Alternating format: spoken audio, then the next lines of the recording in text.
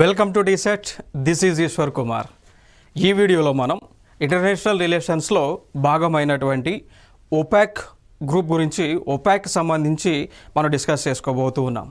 So ఓపాక్ అనేటువంటిది ఎందుకు ఏర్పాడైంది, so ఏ దేశాలు ఓపాక్లో సభ్యులుగా ఉన్నాయి, ఏ దేశాలు ఫౌండింగ్ కంట్రీస్గా ఉన్నాయి, ఏ దేశాలు ప్రస్తుతము ఓపాక్లో సభ్యులుగా ఉన్నాయి, దానితో పాటు ఓపాక్ ప్లస్ అనేటువంటి కూటమి ఎందుకు ఏర్పాటైంది, మరి దానిలో వీటిల్లో భారతదేశం ఉందా లేదా, ఇంకా ఈ ఓపాక్ దేశాల నుంచి, ఓపాక్ ప్లస్ దేశాల నుంచి ఎంత మేర భారతదేశము క్రూడ్ ఆయిల్ని దిగుమతి చేసుకుంటా ఉన్నది అనేటువంటి అంశాలన్నీ కూడా ఈ వీడియోలో మనం డిస్కస్ చేసుకోబోతూ ఉన్నాం. So let us start.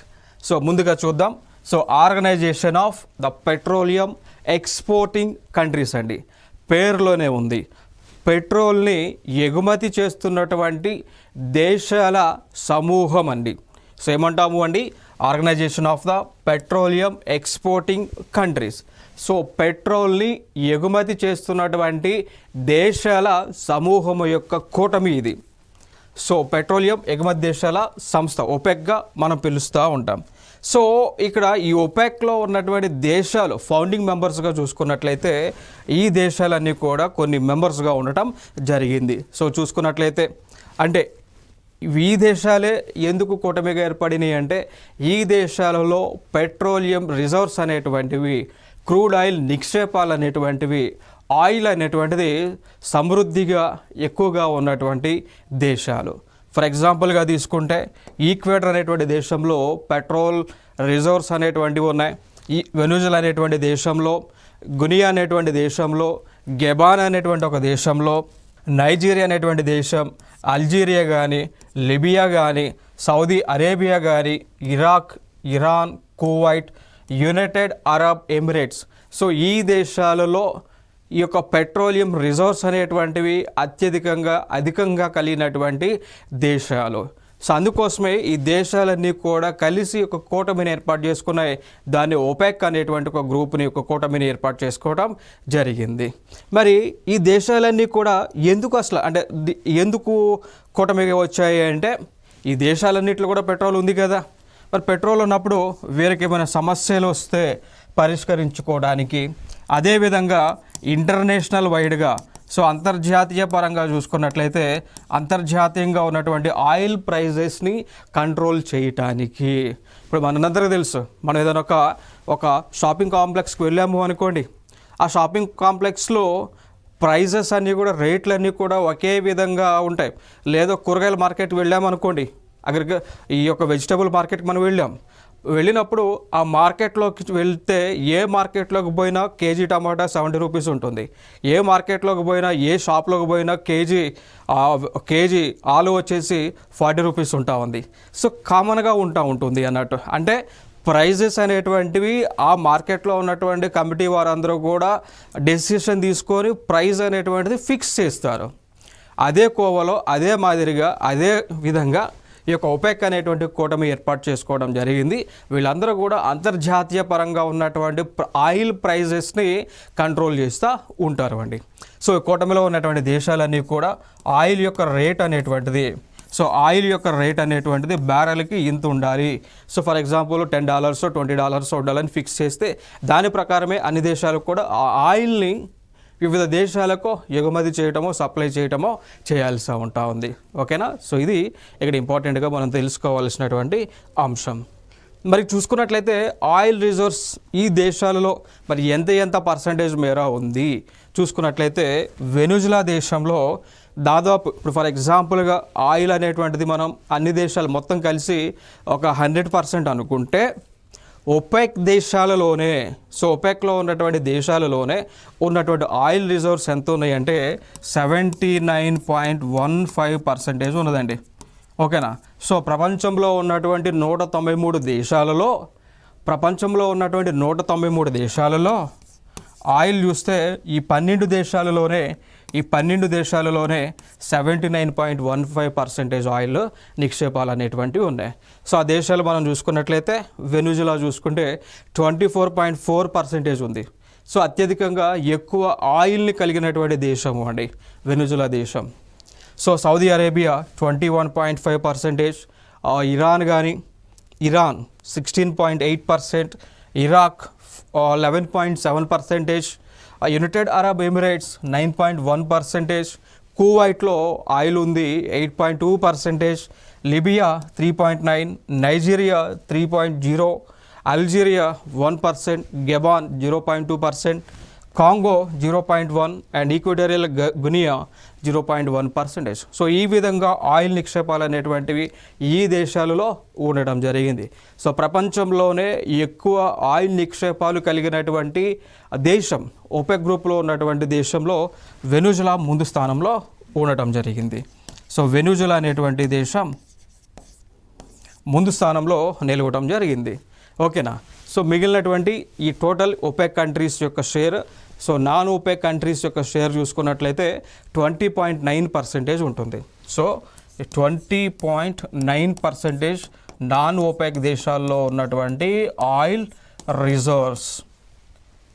దాని తర్వాత చూసుకున్నట్లయితే మరి అసలు ఓపెక్ కూటమి అనేటువంటిది ఏర్పాటడానికి గల ప్రధానమైనటువంటి కారణాలు ఏంటి, ఏ కాన్ఫరెన్స్ ద్వారా ఏ సమయంలో ఎప్పుడు ఏర్పాటైంది అనేటువంటి అంశాలు కూడా మనకు important. So organisation of the petroleum exporting countries, ఇది ఒక పర్మనెంట్ ఇంటర్ గవర్నమెంటల్ ఆర్గనైజేషన్ అండి. ఓకేనా. ఇప్పుడు టెంపరీ పర్పస్ లేదా ఆ సంవత్సరము ఆ కాలానికి టెంపరీగా ఏర్పడినటువంటి సంస్థ అయితే కాదు, పర్మనెంట్గా, సో శాశ్వతంగా ఎప్పటికీ ఉండే విధంగా ఈ యొక్క గ్రూప్ అనేటువంటిది ఏర్పాటైంది. So permanent intergovernmental organisation. మరి ఇది ఈ ఒపెక్ అనేటువంటి కూటమి ఏర్పాటు అవ్వాలి అని చెప్పేసి ఏ కాన్ఫరెన్స్లో, ఎక్కడ జరిగినటువంటి కాన్ఫరెన్స్లో డెసిషన్ తీసుకున్నారు అన్నప్పుడు బాగ్దాద్ ప్రాంతంలో. సో ఇది ఈ బాగ్దాద్ అనేటువంటిది ఇరాక్ దేశంలో ఉన్నటువంటి ఒక ప్రధానమైనటువంటి నగరం. సో ఇరాక్ దేశంలో ప్రధానమైనటువంటి నగరం బాగ్దాద్. సో ఈ బాగ్దాద్లో మీటింగ్ జరిగింది. సో దాన్ని బాగ్దాద్ కాన్ఫరెన్స్ అంటారు. సో బాగ్దాద్ కాన్ఫరెన్స్ యొక్క ముఖ్య ఉద్దేశం ఏంటి అంటే ఒపెక్ అనేటువంటి సమూహాన్ని ఏర్పాటు చేయటము. ఈ బాగ్దాద్లో జరిగినటువంటి కాన్ఫరెన్స్లో పాల్గొన్నటువంటి దేశాలు చూసుకున్నట్లయితే, ఒకటి ఇరాన్ దేశం ఖచ్చితంగా పాల్గొంటుంది, Iraq, Kuwait, Saudi and Venezuela. So ఈ దేశాలు కలిసి ప్రధానంగా ఒపెక్ అనేటువంటి కూటమిని ఏర్పాటు చేయటం జరిగింది. ఇక దాని తర్వాత మనం చూసుకున్నట్లయితే, సో ఈ 1960లో బాగ్దాద్లో కాన్ఫరెన్స్ జరిగింది కదా, 1960లో. సో ఇప్పుడు డెసిషన్ తీసుకున్నారు. సో ఇక్కడ ఒపెక్ అనేటువంటి ఒక సమూహాన్ని ఏర్పాటు చేయాలి. సమూహం ఏర్పాటు చేసిన తర్వాత వీరు ఈ సమూహం అంతా కూడా అంతర్జాతీయ పరంగా, సో ఇంటర్నేషనల్ వైడ్గా, సో అంతర్జాతీయంగా పరంగా ఉన్నటువంటి ఆయిల్ ప్రైజెస్ మొత్తాన్ని కూడా వీరే కంట్రోల్ చేయాలి అనేటువంటి ఒక ఆలోచన చేసి ఆ కూటమిని వీరు ఏర్పాటు చేసుకోవటం జరిగింది. సో మరి దాని తర్వాత దీని యొక్క హెడ్ క్వార్టర్, మరి కేంద్ర కార్యాలయం ఉంటుంది కదా, ఒక ఆర్గనైజేషన్ ఏర్పాటు చేసిన తర్వాత దాని యొక్క కేంద్ర కార్యాలయం ఉంటుంది కదా. సో ఆ కార్యాలయమే వియన్నాలో, సో ఆస్ట్రియా అనేటువంటి ఒక దేశంలో వియన్నా అనేటువంటి ఒక ప్రాంతంలో, సో ఆస్ట్రియా అనేటువంటి దేశంలో వియన్నా అనేటువంటి ప్రాంతంలో దీని యొక్క హెడ్ క్వార్టర్ అయితే ఉంటుంది. సో 1965 నుంచి కూడా దీని యొక్క హెడ్ క్వార్టర్ అనేటువంటిది ఏర్పాటు చేసుకోవడం జరిగింది. దాని తర్వాత మనం చూసుకున్నట్లయితే ప్రపంచవ్యాప్తంగా ఆయిల్ ప్రొడక్షన్ మనం చూసుకున్నట్లయితే 44%.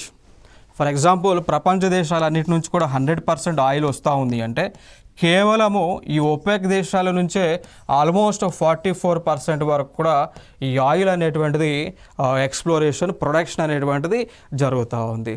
ఓకేనా. సో 44%, అంటే 44 అంటే ఫిక్స్డ్ కాదు, మారుతూ ఉంటుంది. ఇప్పుడు ఈ సంవత్సరము 44% ఆయిల్ ఉంది అనుకోండి, నెక్స్ట్ ఇయర్ అది 50% ఉండొచ్చు, ఆ నెక్స్ట్ ఇయర్ 60% ఉండొచ్చు, ఆ నెక్స్ట్ ఇయర్ వచ్చేసి కేవలం 30% మాత్రమే ఉండొచ్చు. సో ఫిక్స్డ్ పర్సంటేజ్ అయితే కాదు. So demand and supply base చేసుకొని, ఓకేనా. సో డిమాండ్ అదేవిధంగా సప్లైని బేస్ చేసుకొని ఈ యొక్క ఆయిల్ ప్రైస్, ఈ యొక్క ఆయిల్ ఎక్స్ప్లోరేషన్ అనేటువంటిది చేస్తూ ఉంటాయి ఈ యొక్క ఓపెక్ కంట్రీస్ అనేటువంటివి. సో 44 అనేటువంటిది ఫిక్స్డ్ కాదు, it may change. So it is a variable percentage. So it changes according to demand and supply from the consumers. Okay, so consumers నుంచి ఉన్నటువంటి డిమాండ్ని బట్టి, అదేవిధంగా దాన్ని బేస్ చేసుకునే ఆయిల్ ఎక్స్ప్లోరేషన్ జరుగుతూ ఉంటుంది, దాన్ని బేస్ చేసుకునే ఈ సప్లై అనేటువంటిది చేస్తూ ఉంటారు. సో దాని తర్వాత చూసుకున్నట్లయితే ఆయిల్ రిజర్వ్స్ సో ఓవరాల్గా తీసుకుంటే 100% ప్రపంచంలో ఉన్నటువంటి నిక్షేపాలు మనం చూసుకున్నట్లయితే దీనిలో ఇక్కడ ఆల్మోస్ట్ 80% ఈ OPEC దేశాల నుంచే ఆయిల్ యొక్క నిక్షేపాలు అనేటువంటివి ఉండటం జరిగింది. దాని తర్వాత ఈ OPEC అనేటువంటిది ఎందుకు ఏర్పాటు చేశారు, దాని యొక్క ముఖ్య ఉద్దేశం ఏంటి అండి? So it is a coordinate and unify petroleum policies among member countries అండి. సో ఏ దేశాలు అయితే OPEC సమూహంలో సభ్యులుగా ఉన్నాయో ఆ సభ్యత్వం పొందేటువంటి దేశాల్లో కూడా ఖచ్చితంగా ఆయిల్ అనేటువంటిది ఉండాలి. మెయిన్ ఇప్పుడు ఫర్ ఎగ్జాంపుల్ పాకిస్తాన్ అనేటువంటి ఒక దేశం ఉంది. ఈ దేశం వెళ్ళి OPECలో జాయిన్ అవుతాను అంటే చేసుకోరు. కారణం ఏంటి అంటే పాకిస్తాన్లో ఈ యొక్క ఆయిల్ రిజర్వ్స్ అనేటువంటివి లేవండి. లేవు కాబట్టి జాయిన్ చేసుకోరు. సో ఏ దేశాల్లో ఆయిల్ రిజర్వ్స్ అనేటువంటివి ఉంటాయో ఆ దేశాలు మాత్రమే వీరు జాయిన్ చేసుకోవడం జరుగుతుంది OPEC సమూహంలో ఆర్గనైజేషన్ ఆఫ్ పెట్రోలియం ఎక్స్పోర్టింగ్ కంట్రీస్లో జాయిన్ చేసుకుంటారు. సో చేసుకున్న తర్వాత ఏం చేస్తారండి, సో వీళ్ళందరూ కూడా ఒక యూనియన్గా ఉండి వీరే ఇంటర్నేషనల్ ఆయిల్ ప్రైజెస్ని వీళ్ళే డిసైడ్ చేస్తారు. సో ఆ డెసిషన్ కూడా డిసైడ్ చేసేది కూడా అదేవిధంగా డిమాండ్ అదేవిధంగా సప్లైని బట్టి ఆయిల్ ప్రైజెస్ అనేటువంటివి ఎప్పటికీ కూడా మారుతూ ఉంటాయండి. ఇప్పుడు ఫర్ ఎగ్జాంపుల్ ప్రపంచ దేశాలకు ఎక్కువ ఆయిల్ కావాలి అనుకోండి, OPEC కంట్రీస్ వీళ్ళందరూ ఏం చేస్తారు, ఆయిల్ ప్రైజెస్ని పెంచుతారు. సో ఎప్పుడైతే డిమాండ్ అనేటువంటిది పెరుగుతూ ఉంటుందో ఆటోమేటిక్గా ప్రైస్ అనేటువంటిది పెరుగుతూ ఉంటుంది. సో డిమాండ్ పెరిగినప్పుడు ప్రైస్ పెంచేస్తారు. ఆయిల్ యొక్క డిమాండ్ అనేటువంటిది తగ్గుతూ ఉంది అనుకోండి, వెంటనే ఏం చేస్తాయి ఈ OPEC కంట్రీస్ అన్నీ కూడా దాని యొక్క ఆయిల్ యొక్క ప్రైస్ అనేటువంటి దాన్ని తగ్గిస్తూ ఉంటారు. సో మనందరూ తెలుసు, ఇది ఇండియన్ ఎకానమీలో మీరు చదువుకొని ఉంటారు, demand curve and supply curve అని, ఫిలిప్పైన్స్ కర్వ్ అని చెప్పేసి మీరు ఇండియన్ ఎకానమీలో చదువుకొని ఉంటారు. సేమ్ అదే ప్రిన్సిపల్ ఇక్కడ కూడా అప్లై అవుతూ ఉంటుంది. దాని తర్వాత ఇంకొక అంశం ఏంటి అంటే, in order to secure fair and stable prices for petroleum producers అండి. ఓకేనా. సో కొన్ని సందర్భాలు ఇప్పుడు మనం చూస్తూ ఉంటాం, కొన్ని బిజినెస్ల్లో మనం చూస్తూ ఉంటాం. సో ఎక్కువ కస్టమర్స్ని రాబట్టుకోవడానికి ఏం చేస్తారు, ప్రోడక్ట్ని చాలా లో ప్రైస్కి ఇస్తూ ఉంటారు. దానివల్ల ఏం జరుగుతుంది అంటే అల్టిమేట్గా ఆ యొక్క ప్రోడక్ట్ క్వాలిటీ అనేటువంటిది తగ్గుతూ ఉంటుంది. అర్థమైందా? ఇప్పుడు ఫర్ ఎగ్జాంపుల్ మార్కెట్లో ఒక మొబైల్ పర్చేస్ చేయాలి అనుకున్నాం అనుకోండి, ఎక్కువ షాప్స్ ఒకే ప్లేస్లో ఉన్నప్పుడు వారు ఏం చేస్తారంటే సేల్స్ని పెంచుకోవడానికి 1000 రూపీస్ కూడా స్మార్ట్ ఫోన్ అనేటువంటిది అందిస్తూ ఉంటారు. బట్ 1000 రూపీస్కి స్మార్ట్ ఫోన్ అందిస్తూ ఉన్నారు కరెక్టే, బట్ క్వాలిటీ ఉంటుందా? ఇప్పుడు 10,000 రూపీస్ లేదా ఒక 50,000 రూపీస్లో ఇచ్చేటువంటి ఫీచర్స్ని అన్నీ కూడా 1000 రూపీస్లో ఇవ్వగలరా? ఇవ్వలేరు. సో క్వాలిటీని కాంప్రమైజ్ అవ్వాల్సి వస్తూ ఉంది. సో ఇట్లాంటివి ఈ అన్ఫెయిర్ కాంపిటీషన్ అనేటువంటిది లేకుండా ఉండడానికి అందరికీ కూడా క్వాలిటీ మెటీరియల్ని అందించడానికే ఈ యొక్క OPEC అనేటువంటి ఒక కూటమిని ఫైనల్గా ఏర్పాటు చేసుకోవడం జరిగింది. So in order to secure fair and stable prices అండి for petroleum producers. Okay, so అందరూ కూడా అన్ని దేశాలు కూడా ఒకే తాటిపైన వచ్చి ఫిక్స్ చేస్తారు. ఫర్ ఎగ్జాంపుల్ బ్యారెల్ యొక్క ప్రైస్ వచ్చి ఫర్ ఎగ్జాంపుల్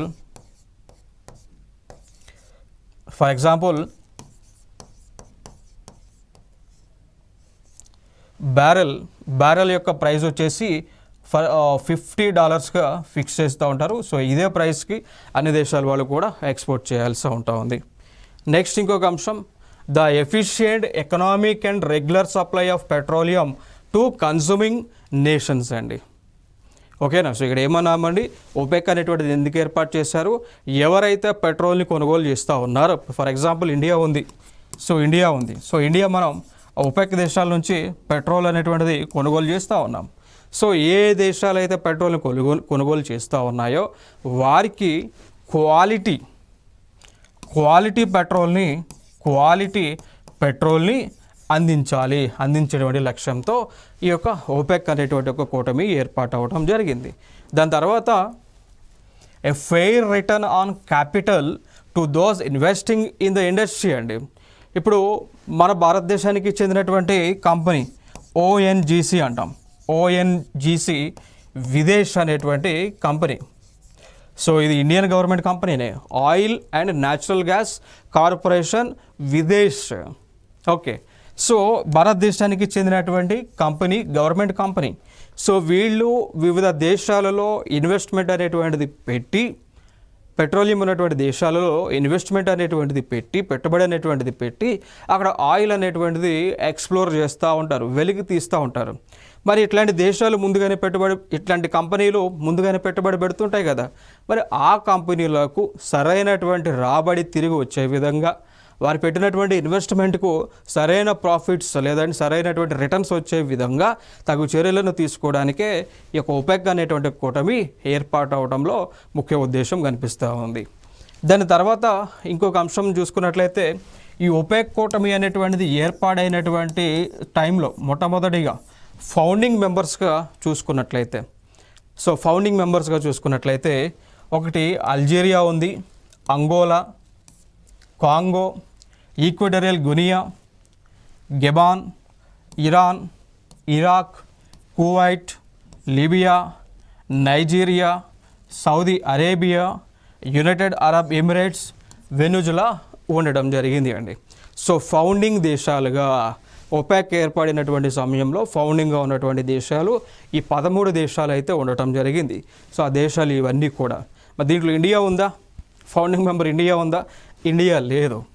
సో ఇండియాలో ఆయిల్ రిజర్వ్స్ అనేటువంటివి ఉన్నాయి, బట్ వీళ్ళ దగ్గర ఉన్నంత ఆయిల్ రిజర్వ్స్ అయితే లేవు. ఓకేనా. సో ఇండియాలో కూడా ఆయిల్ రిజర్వ్స్, క్రూడ్ ఆయిల్, భారతదేశంలో క్రూడ్ ఆయిల్ ఉంది. ఓకేనా. పెట్రోలియం రిజర్వ్స్ భారతదేశంలో ఉన్నాయి. భారతదేశంలో గ్యాస్ కూడా ఉన్నది. ఫర్ ఎగ్జాంపుల్గా తీసుకుంటే ఆంధ్రప్రదేశ్ రాష్ట్రంలో, సో ఇది ఆంధ్రప్రదేశ్ అనుకుంటే, ఆంధ్రప్రదేశ్ ప్రాంతంలో, ఏపీ రాష్ట్రంలో ఈ ప్రాంతంలో కేజీ బేసిన్ అని ఉంటుందండి. ఈ ప్రాంతంలో కృష్ణా గోదావరి ప్రాంతంలో KG basin, Krishna Godavari basin ఉంటుంది. ఆ ప్రాంతంలో గ్యాస్ అనేటువంటిది చాలా ఎక్కువగా ఉంది అండి. గ్యాస్ అనేటువంటిది ఉంది. పెట్రోలియం రిజర్వ్స్ అనేటువంటివి ఆంధ్రప్రదేశ్లో ఉండటం జరిగింది. అదేవిధంగా అస్సాం రాష్ట్రంలో కూడా గ్యాస్ నిక్షేపాలు ఉండడం జరిగింది. పెట్రోలియం క్రూడ్ ఆయిల్ అస్సాంలో దిబుగ్రు అనేటువంటి ఒక ప్లేస్ ఉంటుంది, లేదా దిగ్బాయ్ అనేటువంటి ఒక ప్లేస్ ఉంటుంది. సో ఆ ప్లేస్లో కూడా నిక్షేపాలు అనేటువంటివి ఉన్నాయి. దాని తర్వాత కేరళ రాష్ట్రంలో కూడా అరేబియన్ సముద్రం దగ్గర, అరేబియన్ సముద్రం దగ్గర కూడా ఈ యొక్క ఆయిల్ రిజర్వ్స్ అనేటువంటివి ఉండడం జరిగింది. సో అయినప్పటికీ కూడా ఇండియా ఒపెక్ కూటమిలో సభ్యునిగా చేరలేదు. అదొక అంశాన్ని గుర్తుపెట్టుకోండి, very important. So India is not a member in OPEC countries. దాని తర్వాత చూసుకున్నట్లయితే ఈ ఒపెక్లో ఇనిషియల్గా 13 దేశాలు అయితే ఉన్నాయి. దాని తర్వాత కొన్ని దేశాలు, 8 దేశాలు తర్వాత జాయిన్ అవ్వడం జరిగింది ఒపెక్ సమూహంలో. అవి చూసుకున్నట్లయితే ఒకటి ఖతార్ అనేటువంటి ఒక దేశం 1961లో జాయిన్ అయింది. ఇండోనేషియా అనేటువంటి ఒక దేశం, సోషలిస్ట్ పీపుల్స్ లిబియా, అరబ్ జమహీరియా అనేటువంటి ఒక దేశం, యునైటెడ్ అరబ్ ఎమిరేట్స్ అనేటువంటి ఒక దేశం సభ్యునిగా దీనిలో జాయిన్ అవ్వడం జరిగింది. తర్వాత అల్జీరియా కానీ, నైజీరియా కానీ, ఈక్వెడర్ కానీ, గెబాన్ కానీ. ఓకే. సో ఈ దేశాలన్నీ కూడా జాయిన్ అయినాయి. దాని తర్వాత ఇంకొక అంశం, ఇటీవల ఖతార్ అనేటువంటి ఒక దేశము సో ఏదైతే ఒపెక్లో ఉన్నటువంటి దేశం ఏదైతే ఉందో సో వారు ఆ దేశం ఖతార్ అనేటువంటి ఒక దేశం ఒపెక్ నుంచి బయటకు రావడం జరిగింది. ఓకేనా. So Qatar terminated it's membership on 1st January 2019 అండి. సో 2019 సంవత్సరం 1 జనవరిన ఖతార్ అనేటువంటి దేశము ఒపెక్ సమూహం నుంచి బయటకు రావడం జరిగింది. ఇది ఒక ప్రీవియస్ ఇయర్ క్వశ్చన్ అండి. So it is a previous year question. So దానినే staff selection commission exam SSC సిజిఎల్లో staff selection commission combined graduate level ఎగ్జామ్లో అడిగినటువంటి question. Okay. So which among the following countries not a part of OPEC as on 2020 అని చెప్పేసి అడిగారండి. So 2020 సమయానికి ఏ దేశము ఒపెక్లో సభ్యులుగా లేదు అని చెప్పేసి ఎస్ఎస్సి సిజిఎల్లో అడిగినటువంటి క్వశ్చన్. సో ఏ దేశము అండి? ఖతార్ అనేటువంటి ఒక దేశము సభ్యునిగా లేదు. ఓకేనా. 2020కి అంటే 2019లో బయటకు వచ్చింది, అంటే 2020లో కూడా దానిలో లేనట్టు. ఓకే. సో దాని తర్వాత ప్రజెంట్ దేశాలు ప్రెజెంట్ మెంబర్స్. సో స్టార్టింగ్లో 13 ఉన్నాయి అన్నాం, దాని తర్వాత 8 యాడ్ అయినాయి. సో అవన్నీ కొన్ని దేశాలు దాని తర్వాత బయటికి వెళ్ళిపోయిన తర్వాత ఫైనల్గా ఈ ఒపెక్లో 12 దేశాలు ప్రస్తుతము మిగిలినాయండి. సో 2024కి అంటే ఈ సంవత్సరానికి నేటికి ఈ రోజుకి ఒపెక్ అనేటువంటి కూటమిలో సభ్యులుగా ఉన్నటువంటి దేశాలు చూసుకున్నట్లయితే టోటల్గా 12 ఉన్నాయి. అందులో ఒకటి Algeria, Congo, Ecuador Guinea, Gabon. So Algeria, Congo, Equatorial Guinea and Gabon. దాని తర్వాత Iran, Kuwait, Libya, Nigeria, Saudi Arabia, United Arab Emirates and Venezuela. So ఈ దేశాలు అయితే సభ్యులుగా ఉండటం జరిగింది. ఓకే. సో ఈ దేశాలన్నీ కూడా ఒపెక్ దేశాలు. సో ఒకసారి చూడండి. So Venezuela, United Arab Emirates, Saudi Arabia, Nigeria, Libya, Kuwait, అదేవిధంగా ఇరాన్ అనేటువంటి దేశం. దాని తర్వాత పైన ఉన్నటువంటి దేశాలు చూసుకుంటే అల్జీరియా, కాంగో, ఈక్వెడారియల్ గినియా, దాని తర్వాత గెబాన్ అనేటువంటి దేశాలు. సో టోటల్గా 12 దేశాలు ఒపెక్లో సభ్యులుగా ఉన్నాయి. ఇవి కాకుండా ఈ ఒపెక్లో ఉన్నటువంటి దేశాలు కాకుండా ఇంకో కొన్ని దేశాలు ఆయిల్ని కలిగి ఉన్నటువంటి దేశాలు, అవి కూటమిగా ఏర్పాటు చేసుకున్నాయి. సో ఆ కూటమినే ఏమని పిలుస్తాము అంటే ఒపెక్ ప్లస్ అనేటువంటి కూటమిగా పిలుస్తామండి. ఓకేనా. సో ఒపెక్ కూటమిలో కానటువంటి దేశాలు ఏవైతే ఆయిల్ని కలిగి ఉన్నాయో ఆ దేశాలన్నీ కలిసి ఒపెక్ ప్లస్ అనేటువంటి కూటమిని ఏర్పాటు చేసుకున్నాయి. ఓకేనా. సో ఒపెక్ ప్లస్ అనేటువంటి కూటమిని ఏర్పాటు చేసుకున్నాయి. సో ఒపెక్ ప్లస్నే ఇంకొక పేరుతో ఏమని పిలుస్తామండి? నాన్ ఒపెక్ కంట్రీస్ అని కూడా పిలుస్తూ ఉంటాం. నాన్ ఒపెక్ కంట్రీస్ అని కూడా పిలుస్తామండి. నాన్ ఒపెక్ కంట్రీస్ అని పిలవటం జరుగుతూ ఉంది. ఓకే. సో ఇది ఇక్కడ ఇంపార్టెంట్. మరి ఏవేవి ఉన్నాయి నాన్ ఒపెక్లో అంటే ఒపెక్లో కానటువంటివి లేదా ఒపెక్ ప్లస్ కూటమిలో ఉన్నటువంటి దేశాలు అవి చూసుకున్నట్లయితే ఒకటి అజర్బైజాన్ అనేటువంటి ఒక దేశము, బహ్రైన్ అనేటువంటి ఒక దేశము, బ్రునై అనేటువంటి ఒక దేశము, కజకిస్తాన్ అనేటువంటి ఒక దేశము, Malaysia, Mexico, Oman, Russia, South Sudan and Sudan అనేటువంటి దేశాలు. సో ఒపెక్లో కానివి నాన్ ఒపెక్ కంట్రీస్ లేదా ఒపెక్ ప్లస్ కంట్రీస్ ఏమేమి ఉన్నాయి? Azerbaijan, Bahrain, Brunei, Kazakhstan, Malaysia, Mexico, Oman. తర్వాత Russia, South Sudan and Sudan అనేటువంటి దేశాలు. సో ఈ దేశాల మొత్తంలో చూసుకున్నట్లయితే ప్రధానంగా మనం గుర్తుపెట్టుకోవాల్సినటువంటి దేశము రష్యా అండి. సో రష్యా అనేటువంటి దేశము నాన్ ఒపెక్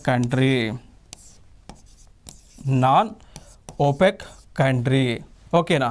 సో ఈ నాన్ ఒపెక్ నుంచే లేదా ఒపెక్ ప్లస్ కంట్రీస్ నుంచి ఎక్కువగా ఆయిల్ని భారతదేశానికి సప్లై చేస్తున్నటువంటి దేశము రష్యా దేశము. ఓకేనా. రష్యా దేశం నుంచి ఎక్కువ మేర ఆయిల్ని మనం కొనుగోలు చేస్తూ ఉన్నాం. ఇంకొక అంశం ఏంటి అంటే మనందరికీ తెలుసు గత 2 years నుంచి కూడా, గత 2 సంవత్సరాల నుంచి కూడా రెండు కాదు మోర్ దెన్ దట్ 3 years నుంచి కూడా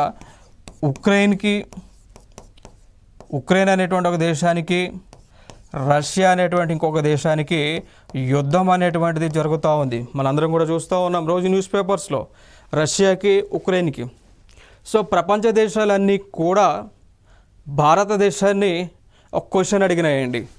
ఏ క్వశ్చన్ అడిగినాయి అంటే, రష్యాకి ఉక్రెయిన్కి యుద్ధం జరుగుతుంది కదా, మీరు ఏ దేశానికి మద్దతు ఇస్తూ ఉన్నారు అని భారతదేశాన్ని అడిగిన తర్వాత భారతదేశం ఏమన్నది అంటే, we are not supporting either to Russia nor Ukraine.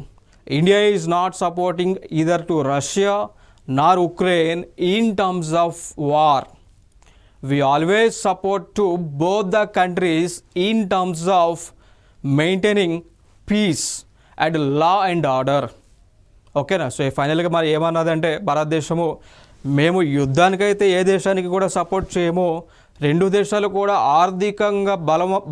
ఆర్థికపరమైనటువంటి అంశాలపైన మాత్రమే మేము సపోర్ట్ చేస్తాము. ఈ దేశాలలో శాంతి నెలకొల్పడానికి మేము 2 దేశాలకు కూడా సపోర్ట్ చేస్తాము అని భారతదేశము చెప్పడం జరిగింది. ఇంకా దాని తర్వాత ఇంకా ఫర్దర్గా కొన్ని దేశాలు like United states of America కానీ, యునైటెడ్ కింగ్డమ్ కానీ, జర్మనీ కానీ, ఫ్రాన్స్ కానీ, ఈ దేశాలు భారతదేశం పైన ఒత్తిడి తీసుకురావడం జరిగింది. ఏ అంశం పైన అంటే, భారతదేశము ప్రపంచంలోనే అన్ని దేశాల దగ్గర కంటే ఎక్కువ రష్యా దగ్గర నుంచి ఆయిల్ని కొనుగోలు చేస్తూ ఉన్నాం. సో ఇటీవల మనం రష్యా దగ్గర నుంచి ఎక్కువ మోతాదులో ఆయిల్ని కొనుగోలు చేస్తూ ఉన్నాం. సో ఈ ప్రపంచ దేశాలన్నీ ఇండియాని ఏమన్నాయంటే, మీరు రష్యా దగ్గర నుంచి ఆయిల్ అనేటువంటిది కొనుగోలు చేస్తూ ఉన్నారు, సో దాన్ని ఇండైరెక్ట్గా మీరు యుద్ధానికి సపోర్ట్ చేస్తూ ఉన్నారు. సో అందుచేతన మీరు రష్యా దగ్గర నుంచి ఆయిల్ని కొనుగోలు చేయొద్దు అని చెప్పేసి ప్రపంచ దేశాలన్నీ కూడా భారతదేశం పైన ఒత్తిడి తీసుకురావడం జరిగింది. ఓకే, సో వెంటనే మన ఇండియన్ గవర్నమెంట్ ఏమన్నది అంటే, ప్రపంచ దేశాలన్నిటిలో కంటే అతి చవకగా ఆయిల్ ఇస్తున్నటువంటి దేశం మాకు రష్యా. మా దేశం యొక్క మేలు మాకు అవసరమని భారతదేశం చెప్పి ఏమన్నది అంటే, ఎవరైతే ఆయిల్ని తక్కువ రేటుకి అందిస్తారో మేము వారి దగ్గర కొంటాము. ఇప్పుడు మీరు చెప్తా ఉన్నారు, యుఎస్ కానీ యూకే కానీ మీరు చెప్తా ఉన్నారు రష్యా దగ్గర ఆయిల్ని కొనవద్దని. మీరు రష్యా కంటే ఆయిల్ని తక్కువగా మాకు అందిస్తే కనుక ఖచ్చితంగా మేము మీ దగ్గర కూడా ఆయిల్ని కొనుగోలు చేస్తాము అని చెప్పేసి భారతదేశము ప్రపంచ దేశాల ప్లాట్ఫామ్ పైన స్పష్టం చేయడం జరిగింది. ఓకేనా? సో ఫైనల్గా ఇండియన్ గవర్నమెంట్ ఏమన్నది అంటే, we give most preference to Indians, we look after our people, wherever we get oil at low prices we will purchase the oil from those country or from that place అని చెప్పేసి స్పష్టం చేయడం జరిగింది. అర్థమైందా? So ఇది ఒక important information. So చూడవచ్చు, so ఈ దేశాలలో ఆయిల్ లెవెల్స్ అనేటువంటి ఈ విధంగా ఉన్నాయండి. ఇప్పుడు ఈ బ్లూ కలర్లో ఉన్నటువంటిదంతా కూడా ఓపెక్ దేశాలలో ఉన్నటువంటి ఆయిల్ రిజర్వ్స్, అటుపక్క ఉన్నదంతా కూడా నాన్ ఓపెక్ కంట్రీస్లో ఉన్నటువంటి రిజర్వ్స్. సో నాన్ ఓపెక్లో చూసుకున్నట్లయితే రష్యాలో ఎక్కువగా ఆయిల్ అనేటువంటిది ఉంది. సో చూసుకోవచ్చు 10.3 ఆల్మోస్ట్ మిలియన్ బ్యారల్స్ వరకు ఆయిల్ అనేటువంటిది ఆ దేశంలో ఉంది. సో మెక్సికోలో 1.7, Kazakhstan 1.7, Oman 1.1, Azerbaijan 0.7, Malaysia 0.5, Bahrain 0.2, South Sudan 0.2, Brunei 0.1, Sudan 0.1. So ఈ విధంగా ఆ దేశాలలో నిక్షేపాలు అనేటువంటివి ఉండటం జరిగింది.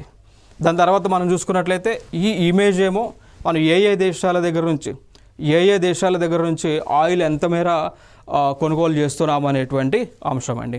సో ఓవరాల్గా ఈ దేశాలన్నీ కూడా ఆయిల్ని మనకు సప్లై చేస్తూ ఉంటే, ఎక్కువ మోతాదులో మనం ఆయిల్ని పర్చేస్ చేసేది రష్యా దగ్గర నుంచి కొనుగోలు చేస్తూ ఉన్నాం. సో ఆల్మోస్ట్ భారతదేశానికి కావాల్సినటువంటి ఆయిల్లో 41.48% మనం రష్యా దేశం నుంచి కొనుగోలు చేస్తూ ఉన్నాం. ఓకేనా? సో ఫస్ట్ ప్లేస్ రష్యా ఉంది.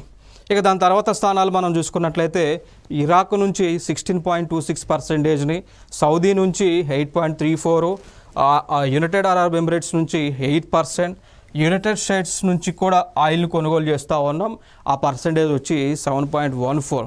తర్వాత నైజీరియా కానీ, కువైట్ కానీ, వెనుజులా కానీ, ఒమాన్ కానీ ఈ దేశాల నుంచి కూడా భారతదేశం ఆయిల్ అనేటువంటిది పర్చేస్ చేస్తూ ఉన్నాము అండి. ఓకే, సో ఇవి ఇంపార్టెంట్గా మనం తెలుసుకోవాల్సినటువంటి అంశాలు. ఇక దాని తర్వాత మనం చూసుకున్నట్లయితే మన భారతదేశంలో కూడా ఏదైతే ఈ దేశాల నుంచి మనం ఆయిల్ని కొనుగోలు చేసుకొస్తూ ఉన్నామో ఆ కొనుగోలు చేసినటువంటి ఆయిల్ని కొంతమేర మన భారతదేశంలో ఉన్నటువంటి వెహికల్స్ కోసం, వాహనాల కోసం వాడుతూ ఉన్నాం. కొంతమేర ఇండస్ట్రీస్ రన్ అవ్వడానికి వాడుతూ ఉన్నాం. కొంతమేర ఆయిల్ అనేటువంటిది మనం ఏం చేస్తూ ఉన్నాము, ప్రాసెసింగ్ చేసి వివిధ దేశాలకు మనం అమ్ముతూ ఉన్నాం. ఫర్ ఎగ్జాంపుల్ రష్యా దగ్గర నుంచి ఆయిల్ కొనుక్కొస్తూ ఉన్నాం, క్రూడ్ ఆయిల్ని. సో దాన్ని ప్రాసెసింగ్ చేసి, అంటే క్రూడ్ ఆయిల్ని కాస్త పెట్రోల్ గానో, కెరోసిన్ గానో, డీజిల్ గానో, నాఫ్తలు గానో, తార్ గానో మార్చి శ్రీలంకకి, నేపాల్కి మనం అమ్ముతూ ఉన్నాం, ఎక్స్పోర్ట్ చేస్తూ ఉన్నాం. సో కొంత పర్సంటేజ్ ఆయిల్ని మనం వ్యాపారం కోసం, ఎక్స్పోర్ట్ కోసం వాడుతూ ఉన్నాం. కొంత ఆయిల్ని భారతదేశంలో వివిధ ప్లేసెస్లో మనం స్టోర్ చేస్తూ ఉన్నాం. లైక్ విశాఖపట్నం కానీ, మంగళూరు కానీ, పాదూరు కానీ, చందికోల్ కానీ, సో పాదూరు ఇంకా ఫేజ్ 2లో, సో ఈ ప్రాంతాల్లో మనం కొనుగోలు చేసినటువంటి ఆయిల్ అంతా కూడా స్టోర్ చేస్తూ ఉన్నాం. కారణం ఏంటి అంటే భవిష్యత్ తరాలకు ఎప్పుడైనా కానీ ఆయిల్ స్కార్సిటీ అనేటువంటిది సంభవించినప్పుడు ఈ స్టోర్ చేసుకున్నటువంటి ఆయిల్ని మనము యూస్ చేసుకుంటాము. అర్థమైందా? సో ఇది టెంపరీ పర్పస్గా స్టోర్ చేస్తూ ఉన్నాం ఈ ప్లేసెస్లో. ఇది అండి ఓపెక్కి సంబంధించినటువంటి అంశాలు. సో నెక్స్ట్ వీడియోలో సరికొత్త అంశంతో మీ ముందుకు రావడం జరుగుతుంది.